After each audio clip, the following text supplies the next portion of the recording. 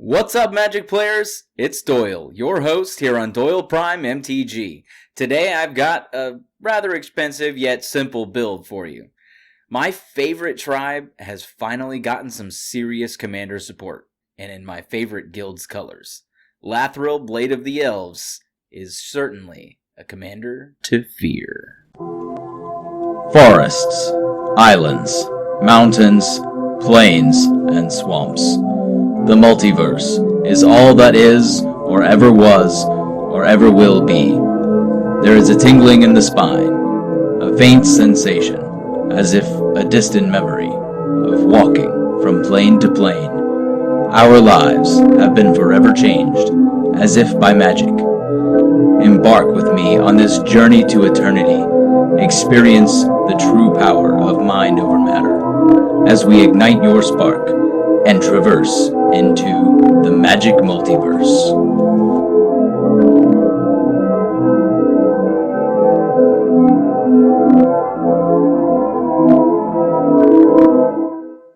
Lathril was an excellent drop for commander players of all skill levels. She's easy to use, easy to build on a budget, and also easy to bling out with fancy lands and such. The most extreme pieces in this deck can easily be replaced by budget alternatives, and it still works well. Lathril, Blade of the Elves costs 2 black-green for a 2/3 Elf Noble with Menace that has, when this creature deals combat damage to an opponent, create that many 1/1 Green Elf Warrior creature tokens.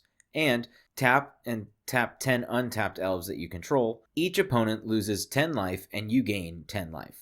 So Lathril has our game plan and win con stapled to her. We just need to fill this deck out with elves and stuff to utilize them. Let's begin this deck tech as we begin a match with some ramp. We have a suite of small elven mana dorks with Elvish Mystic, Llanowar Elves, Fyndhorn Elves, Elves of Deep Shadow, Arbor Elf, and Gnarlwood Trapper.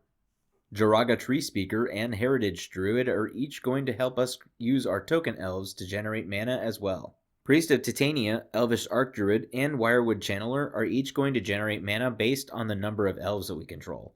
And the Archdruid will be the first of our Elf Lords, a creature that buffs all of our elves by +1/+1. Llanowar Tribe and Canopy Tactician will each tap to generate 3 green mana. Also, we have Morrowind the Nurturer, who will tap for green mana equal to her power, but also gets larger for each elf that enters our battlefield. Farhaven Elf and Wood Elves will each give us a bit of land ramp, which is more consistent than creature ramp. We can also generate land ramp with Myriad Landscape and Blighted Woodland, sacrificing them to get basic lands into play tapped. If within the budget, you can include a Gaia's Cradle, Urborg Cabal Coffers, and a Nykthos Shrine to Nyx. I have in the list because I wanted to see how much this deck could explode. I have also included an Elvish Reclaimer to tutor up these lands when I need them, although these could also be replaced with some random elf and a few basic lands. We will at least have access to one of these large mana effects with Elvish Guidance. Enchanting a land, we can have the enchanted land tap for green mana equal to the number of elves that we control. Hello, Budget Gaia's Cradle. Next up, let's see how we will keep the value flowing in our card draw section.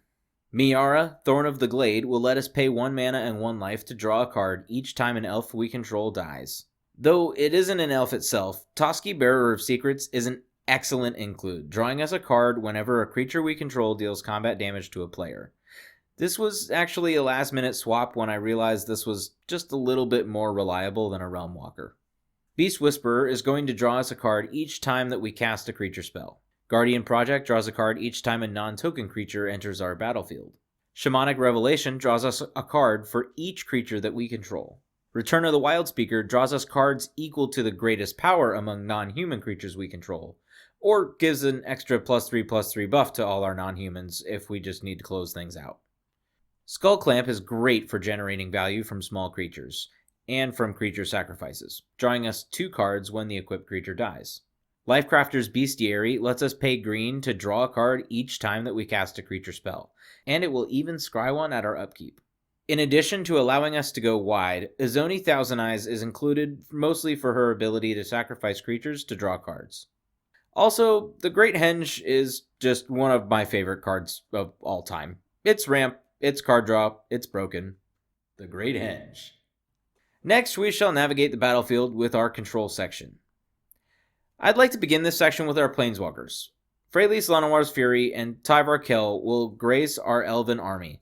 Each of these have a bit of ramp, a bit of control, and a bit of card draw all stapled to them, making them ideal pieces to tie our plan together.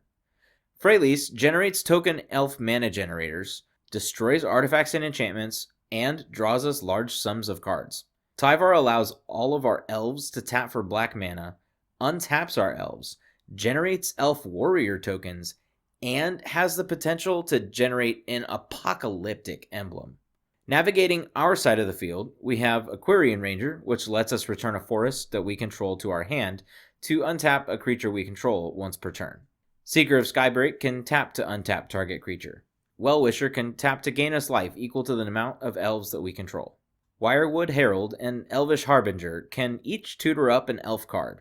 Jagged Scar Archers puts the fear in flying, tapping to deal damage to a flyer equal to the number of elves that we control. Reclamation Sage destroys an artifact or enchantment. Nullmage Shepherd can also destroy artifacts or enchantments each time we tap 4 untapped creatures that we control. Golgari Findbroker and Balaged Recovery each help us return stuff from our grave to our hand. Shaman of the Pack is often player removal, causing target opponent to lose life equal to the number of elves that we control when it enters the battlefield. Extra devastating next to Temur Sabertooth, which can return our creatures with ETB effects back to our hand for repeated use. Elvish Dreadlord ends up playing as 2 board wipes in 1 card, scaling larger as the game progresses. Victimize lets us ditch 1 expendable creature to bring back 2 key players from the grave. Herald Unites the Elves is a saga that guarantees us the recursion of a creature, and has a nice threatening follow-through, putting a counter on each elf we control, and giving us a devastating wrath on a combat. Phyrexian Reclamation lets us pay 2 mana and 2 life to return a creature from our graveyard to our hand. Oversold Cemetery will provide the same effect for free at our upkeep, provided that we have at least 4 or more creatures in our graveyard. Finally, we have 2 artifacts that will let us utilize tap abilities at hasty speeds, with Lightning Greaves and 1000-Year Elixir. The Elixir has the added benefit of untapping a creature once per turn as well. The greatest part about playing Golgari Elves is the versatility of win condition. Helping us close out the game will include Elven Ambush and Elvish Promenade to generate a much more massive Elven army.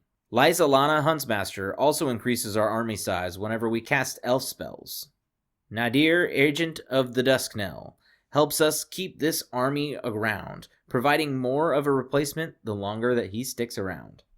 Jiraga Warcaller has multi-kicker and can turn a large amount of mana into a large static buff for our elves.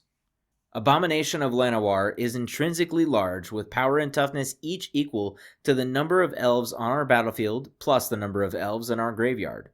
Elvish Champion is an elf lord that gives our elves Forest Walk, letting us take out the other green players. Izuri, Renegade Leader, is control and close all in 1 elf. It lets us pay green to regenerate an elf, or overrun our team as many times as we can activate his ability. Nadir's Nightblade and Poison Tip Archer each gain drain our opponents during our Aristocrats style of play. Timberwatch Elf and Immaculate Magistrate can play a big role in combat tricks, each tapping to make target creature massively increase in size proportionate to the amount of elves that we control. The Magistrate even lets us keep that buff in the form of counters. We can also surprise our opponents with our Wirewood Pride.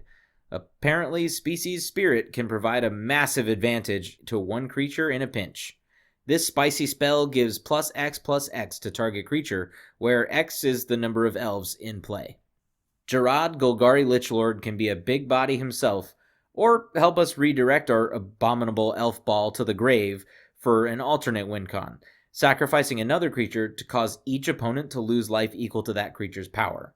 He's also able to rise from the grave by sacrificing a swamp and a forest.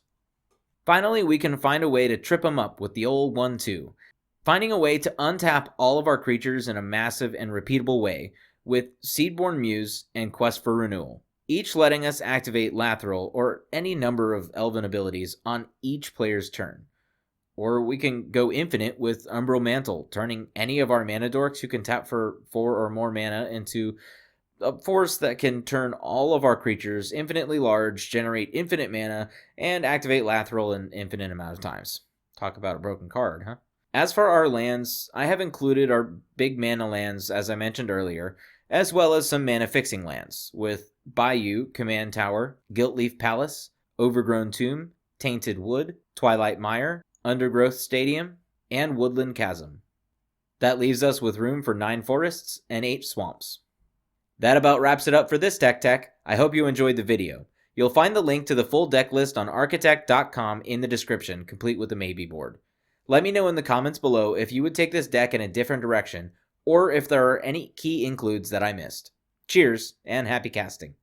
If you enjoyed this video, feel free to hit that like button, and also share it with your friends. If you want to see more videos like these, or hear me ramble about how to navigate this magic multiverse, go ahead and click that subscribe button to stay up to date on the latest from me, Doyle Prime, and the happenings throughout Magic the Gathering. Thank y'all for watching, and I'll see you all next video.